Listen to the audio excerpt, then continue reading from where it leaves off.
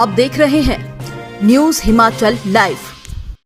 नमस्कार, स्वागत है आपका फटाफट खबरों में। आज का बुलेटिन आप देख रहे हैं सोनल ठाकुर के साथ। बागचाल पुल के पास पोकलेन मशीन लेकर जा रहा ट्राला अनियंत्रित होकर सड़क से पलटकर गोविंद सागर झील में समाया। ट्राला चालक की मौत।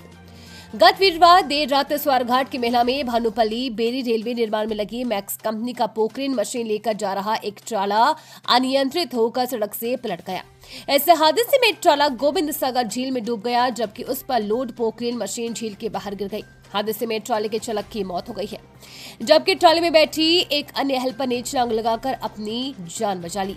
मृतक की पहचान देवीराम उर्फ बेबी पुत्र रतनलाल निवासी गांव खुरानी डाकघर स्वारघाट तहसील श्री नैना देवी जी जिला बिलासपुर के रूप में हुई है। वहीं मृतक देवीराम के परिजनों ने पुलिस थाना स्वारघाट में दी शिकायत में आरोप लगाया है कि मैक्स कंपनी की लापरवाही के कारण यह हादसा हुआ है।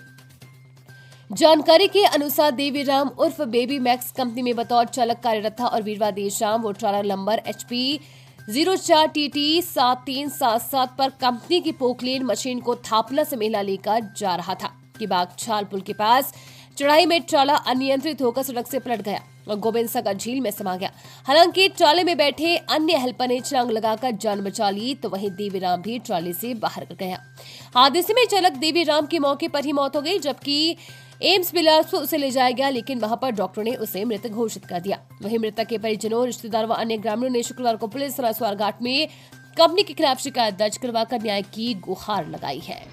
रात को जी मैक्स की मशीन और ट्राला लेकर जो हमारा यहाँ का स्थानीय पुरानी गांव का निवासी ड्राइवर था, वो लेके जा रहा था मेला साइड पर। तो दुर्भाग्य से अब कैसे ये हादसा, कैसे ये घटना पेश आई, एक तो थोड़ी सेफ्टी की भी वहाँ दिक्कत है।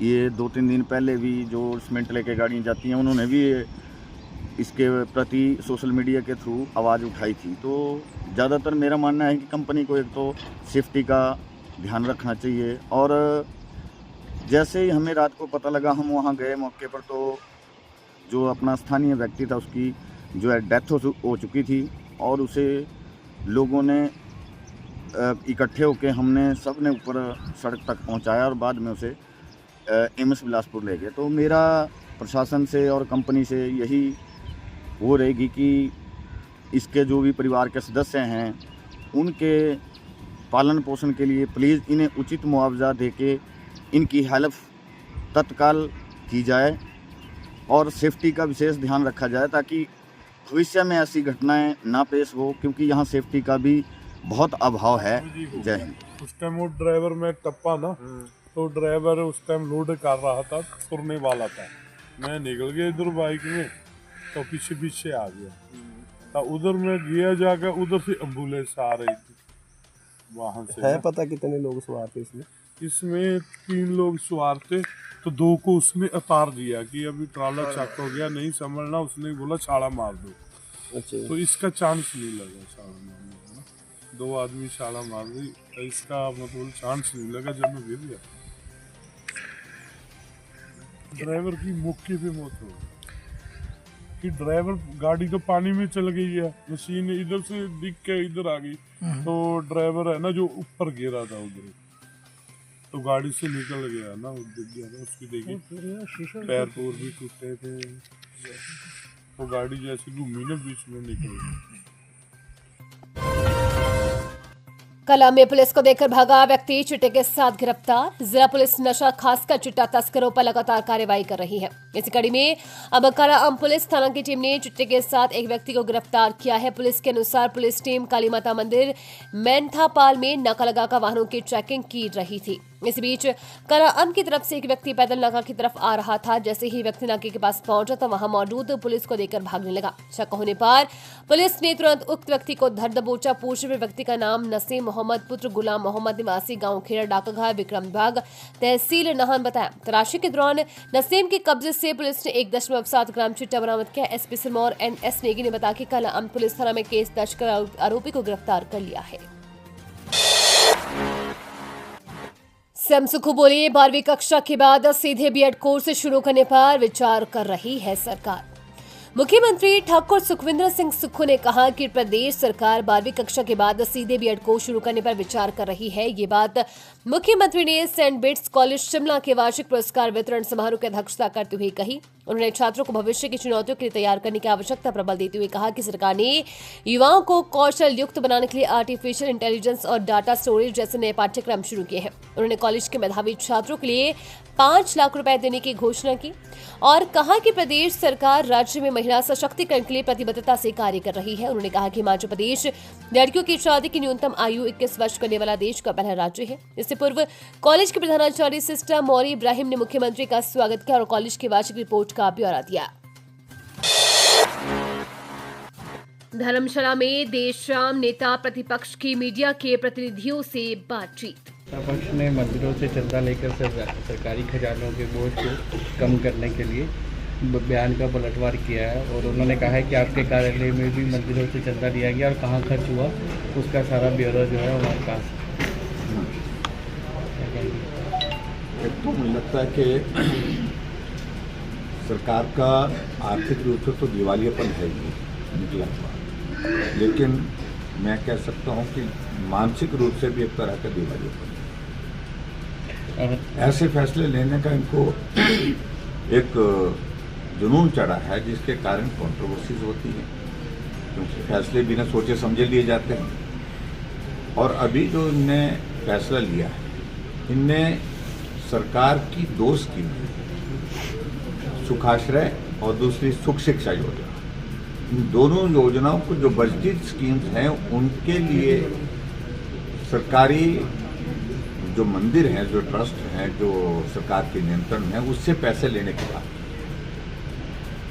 और जबकि हमारी बात अगर कर रहे हैं, मैं बड़ा स्पष्ट करना चाह रहा हूं, हमारी बात कर रहे हैं, हमने सरकार की स्कीमों को चलाने के लिए पैसा नहीं लिया वहां मंदिर से। बहुत सारे मंदिर और ट्रस्ट हिमाचल प्रदेश में गौशाला चलाते हैं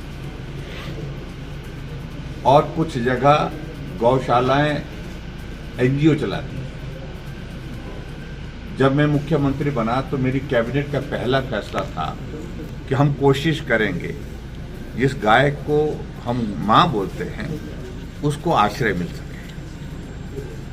6000 गाय उस वक्त जो है हिमाचल प्रदेश में 2017 में गौसदन में थी और गौ सेंचुरी में थी।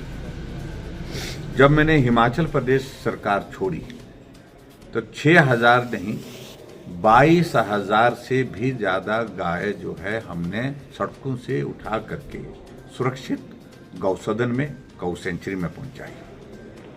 और अगर हमने इस बात को लेकर के अगर गाय की सेवा के लिए अगर बात कही तो वो सनातन से जुड़ी हुई बात है। और एक तरफ कांग्रेस के नेता जो है सनातन का विरोध करते हैं, महाकुंभ जाने से परहेज करते हैं, जाते हैं तो टिप्पणियां करते हैं। मुझे मालूम नहीं हिमाचल के कुछ नेता कैसे चले गए, उनको भी पूछा होगा कि क्यों गए। लेकिन मैं इतना जरूर कहना चाह रहा हूं कि सनातन का विरोध करने के साथ साथ में मंदिर से ही सरकार की योजनाओं के लिए पैसे ले रहे हैं, सरकार की योजनाओं के लिए, यानी कि सरकार की बजटेड स्कीम्स के लिए। अगर हमने पैसा वहां पर देने के लिए बोला, हमने तो यही कहा कि आपको स्वतंत्रता है मंदिर और ट्रस्ट को, जो आप गौसदन का संचालन कर रहे हैं तो उस पर 18% तक का पैसा खर्च कर सकते हैं। या इसके अलावा हमने ये कहा कि अगर आप गौसदन अगर आपका अपना नहीं है, कोई एनजीओ अगर करती है, एनजीओ कर रही है, तो उसमें मदद के लिए जो है वो गाय को बचाने के लिए, गाय की सेवा के लिए अगर पैसा दे सकते हैं तो हमने कहा उसका भी अभिनंदन। हमारी मंशा ये है। और यहाँ सरकार जो है सरकार को चलाने के लिए, सरकार की गाड़ी चलाने के लिए, मुख्यमंत्री का हेलीकॉप्टर चलाने के लिए, मुख्यमंत्री की गाड़ी चलाने के लिए चंदा लिया जा रहा है। और जो स्कीमों का जिक्र किया है तो बातें छोड़िए, पैसे किस बात के लिए लिया जा रहा है मैं अभी ज़्यादा कुछ नहीं कहना चाहता हूँ। हिमाचल प्रदेश के जो मंदिरों में जो लगभग 500 करोड़ रुपए का के लगभग पैसा है, और लगभग अगर संपत्ति की अगर बात कहें तो 6000 करोड़ के लगभग जो मंदिर ट्रस्ट जो हमारे सरकारी नियंत्रण में है वो उस पर नज़र है। और मैंने पिछले बजट सत्र में ही पिछले सत्र में क्या दिया था, धर्मशाला विभिन्न प्रशासन हुआ उसमें कहा था। उस वक्त जो है उप मुख्यमंत्री जी ने कहा कि कोई हाथ नहीं लगा सकता। अब नोटिफिकेशन हुई पड़ी है। अब मुख्यमंत्री मंडी के शिवरात्रि के मेले, उप मुख्यमंत्री मंडी के शिवरात्रि के मेले में जाते हैं और कहते हैं कि बिल्कुल नहीं, ऐसा नहीं होगा, ये होने नहीं देंगे। तो भाई नोटिफिकेशन तो आपकी ही सरकार ने की है, हम तो उस पर बात कर रहे हैं। तो इसलिए कोई जो कांग्रेस के नेता जो आजकल न्यूज हिमाचल लाइव का ये फटाफट बुलेटिन आपको कैसा लगा हमारे कमेंट बॉक्स में कमेंट करके जरूर बताएं। साथ ही पेज को फॉलो और सब्सक्राइब करना बिल्कुल ना भूलें। धन्यवाद।